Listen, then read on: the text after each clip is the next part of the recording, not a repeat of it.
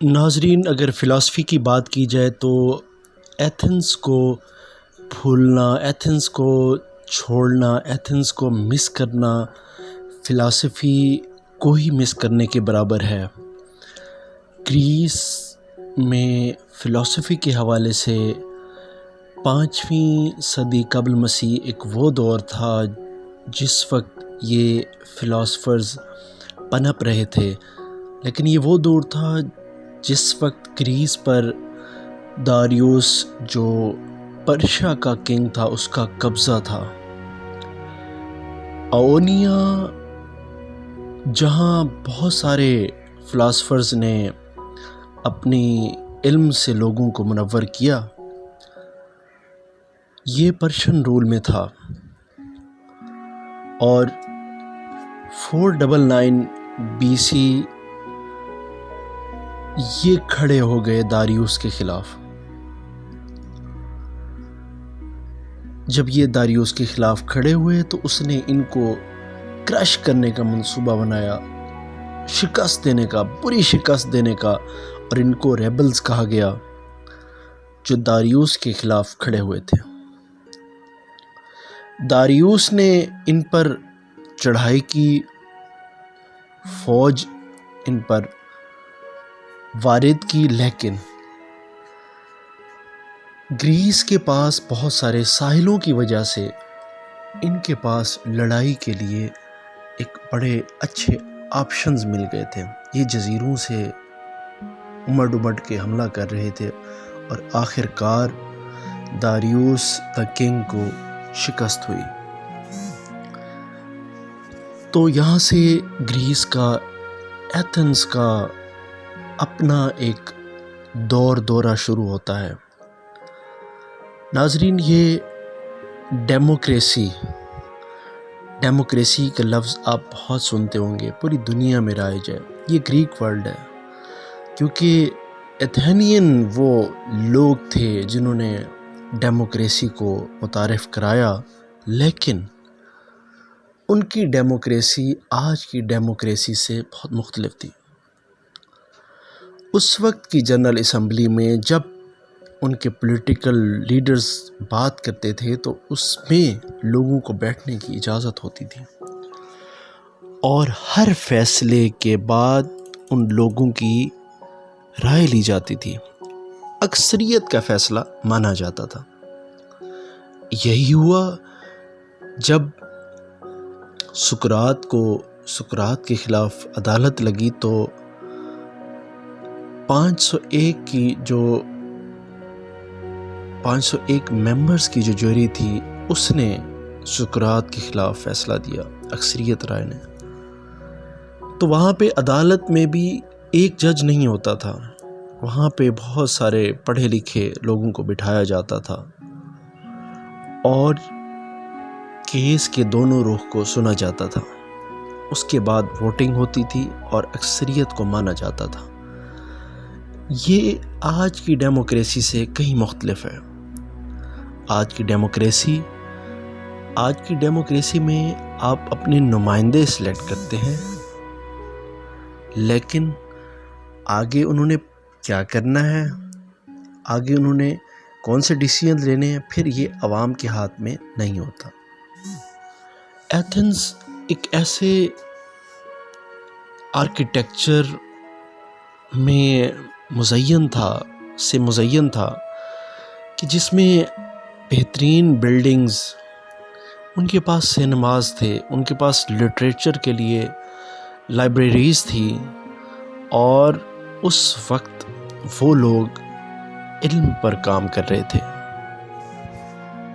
تو ناظرین، ایتھنز میں ہائر ایجوکیشن کا کوئی خاص سسٹم نہیں تھا، وہاں کی جو گورنمنٹ تھی اس کی طرف سے کوئی بھی خاص سسٹم نہیں تھا، لیکن اس صدی میں کچھ لوگ جو دوسرے علاقوں سے یا انہی علاقوں سے تیار ہوئے اپنی سکلز دوسروں کو فیس کے عوض دینے کے لیے، اور انہوں نے اپنے چھوٹے چھوٹے ادارے بنائے، ان کو سوفسٹ کہا جاتا تھا۔ ان میں سے ایک مشہور پروٹیگورس تھا جو اپٹیرا سے تھا۔ یہ ایتھنز میں کافی دفعہ آیا، اور اس وقت پیریکلز کا دور تھا، اور اس نے اپنے کافی زیادہ وہاں پہ شاگرد بنائے۔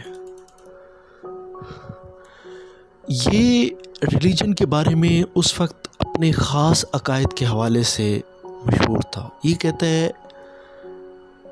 میں یہ یقین نہیں کر سکتا کہ خدا ہیں یا نہیں ہیں، کیونکہ اس وقت زیادہ خدا کا کنسیپٹ ہوتا تھا، اور یہ کہتا ہے میں نہیں جانتا کہ وہ کیسا ہے۔ بہت ساری چیزیں وہ کہتا ہے ہمیں معلوم نہیں ہیں، بہت ساری چیزیں جو ہیں وہ ہم سے چھپی ہوئی ہیں، اور ہماری زندگی کی محدودیت کی وجہ سے وہ ظاہر نہیں ہوتی۔ لیکن اس کے اس نظریات کو ایک ایتھیسٹ کے طور پہ دیکھا جاتا ہے، لیکن جو اور فلاسفر ہیں وہ اسے اس کے نظریات کو ایز اے ہیومنسٹ زیادہ تصور کرتے ہیں۔ وہ کہتا تھا کہ مین از اے میئر آف آل تھنگس۔ وہ اس کا نظریہ تھا کہ انسان سچائی کو جس طرح اپنے اندر سوچتا ہے یا اس کے خیالات کو پالتا ہے وہ اس کے لیے ٹھیک ہے، اور یہ کہتا تھا کہ ہر بندے کا پرسیپشن چینج ہوتا ہے۔ اس کے بعد سقراط جسے کہتے ہیں کوئی بھول نہیں سکتا، اس کے بغیر فلسفی کی ہسٹری ادھوری ہے۔ یہ ایتھنز کا وہ فلاسفر ہے جس نے پوری ہسٹری تبدیل کر دی، کہ اس کی وجہ سے پری سقراط اور آفٹر سقراط کا ایرا مشہور ہوا۔ ناظرین، یہ سوفرونسکس کا بیٹا تھا۔ سقراط نے جو اپنی اس فلسفی والی لائف کا آغاز، وہ خود کہتا ہے میں نے اس طرح کیا کہ میں نے اپنی اندر کی آنے والی آوازوں کو سنا، اس پہ توجہ کی اور اس پہ ریلائے کیا، جو کہ وقت کے ساتھ ساتھ ایک نور بنتے گئے اور علم سے بھرتے گئے۔ اور اس کے بارے میں ایک مشہور ہے، وہ یہ کہتا ہے کہ میں پوری زندگی میں یہ جان سکا ہوں کہ میں نے کچھ بھی نہیں جانا۔ علم کے بارے میں اس کے نظریات بہت واضح تھے، زندگی کے بارے میں نظریات اس کے بہت واضح تھے۔ وہ کہتا ہے کہ ہر چیز اپنے متضاد سے بنی ہے،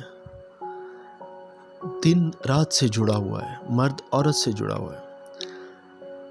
یہی وجہ تھی کہ جب وہ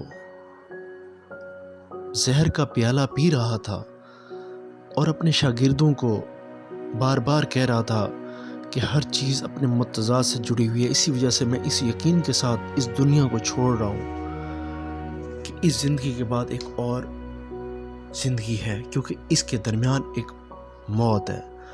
اگر اس کے درمیان موت ہے تو موت کے بعد زندگی جڑی ہونی چاہیے۔ اس وقت اس کے شاگرد جس میں افلاطون بھی تھا، وہ خاص متفق نظر نہیں آ رہے تھے، لیکن خود انہوں نے ریسرچ کی۔ سقراط خدا پہ یقین رکھنے والا تھا، یہ ایک ڈیوائن لائف کے قائل تھا کہ اس زندگی کو وہ ایک بوجھ سمجھتا تھا۔ سقراط کہتا تھا کہ میں عاجز آ جاتا ہوں جب صبح اٹھتا ہوں تو اس جسم کے لیے مجھے خوراک تلاش کرنی پڑتی ہے، پھر جب میں بیمار ہوتا ہوں تو کئی دن میرے ضائع ہو جاتے ہیں۔ اور جب عدالت لگ رہی تھی اور عدالت میں اسے مجرم قرار دیا جا رہا تھا، تب سقراط کہتا ہے کہ میں تم لوگوں کا شکر گزار ہوں کہ تم لوگ مجھے اس جسم سے آزادی دے رہے ہو، تم میرا کچھ نہیں بگاڑ رہے۔ البتہ میں تمہیں داد دیتا ہوں کہ جو تم نے مجھ پر الزامات لگائے، کہ سقراط پر الزامات تھے کہ یہ نوجوانوں کو بگاڑ رہا ہے۔ سقراط کہتا ہے کہ تم نے جو مجھ پر الزام لگائے، میں سمجھتا ہوں تم لوگ سمجھدار ہو، کہ تم جانتے ہو کہ جو لوگ نوجوانوں پہ کام کرتے ہیں وہ صحیح کام کر رہے ہیں، کیونکہ نوجوان بات کا اثر رکھتے ہیں۔ سقراط قانون کا بہت قائل تھا۔ سقراط کہتا ہے کہ میں نے ساری زندگی قانون کی امپلیمنٹیشن پہ بات کی ہے، اسی وجہ سے میں زہر کا پیالہ پی لوں گا، چاہے وہ غفلت یا مجرمانہ غفلت کی وجہ سے مجھ پہ تھوپا گیا ہے۔ چونکہ اس کے شاگردوں نے ایک پلان تیار کیا تھا جس میں یہ تھا کہ سقراط کو جیل سے بھگایا جائے، لیکن جب یہ بات سقراط کو بتائی گئی تو اس نے قطعی انکار کر دیا۔ اس نے کہا کہ میں زہر کا پیالہ پینا ترجیح دے رہا ہوں بنسبت اس کی کہ جس قانون کی میں ساری زندگی پاسداری کا درس دیتا رہا ہوں میں خود اسے توڑ دوں۔ اس کے سامنے کوئی بھی اگر دنیاوی لالچ اور مال کی بات کرتا تو یہ اسے ڈانٹتا تھا، اور اس نے عدالت میں کہا کہ میں نے ساری زندگی ایسے لوگوں کو ڈانٹا ہے، کل کو میری اولاد بھی پیسے کے پیچھے بھاگے تو آپ بلا جھجک ان کو ڈانٹیے۔ یہ بندہ اپنے نظریات میں بالکل کلیئر تھا۔ پالیٹکس کے حوالے سے سقراط کے یہ نظریہ تھا، وہ یہ کہتا تھا کہ حق سیاست فلاسفر کا حق ہے، جو جتنا ذہین ہے، جو جتنا قابل ہے، اس کو سب سے بڑا عہدہ دیا جائے، اور یہ قائل تھا کہ اس طرح اگر حکومت چلائی جائے تو نتائج بہت بہتر ہوں گے۔ تعلیم کو اس نے عام کرنے کی بات کی، یعنی یہ کہتا تھا کہ اسکلفل جو تعلیم ہے وہ عام ہو۔ سقراط آرگومنٹس کے حوالے سے بہت مشہور تھا۔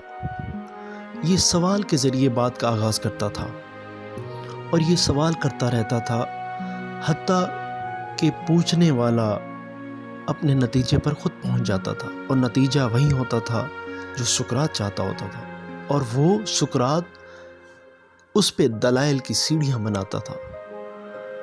اکثر لوگ جو سقراط سے بحث کر چکے تھے وہ جانتے تھے کہ سقراط دلائل سے بات کرتا ہے، اور ہمارے جو دلائل ہیں وہ اس کے سامنے بے بس ہیں۔ اسی وجہ سے میلیٹس جس نے الزام لگایا تھا سقراط کا، اس نے الزام یہ لگایا کہ یہ نوجوانوں کو خراب کر رہا ہے، کیونکہ نوجوان شاگردوں کی شکل میں سقراط کے آس پاس تھے۔ آج کے لیے اتنا ہی، اگلے لیکچر میں ملتے ہیں۔ اللہ حافظ۔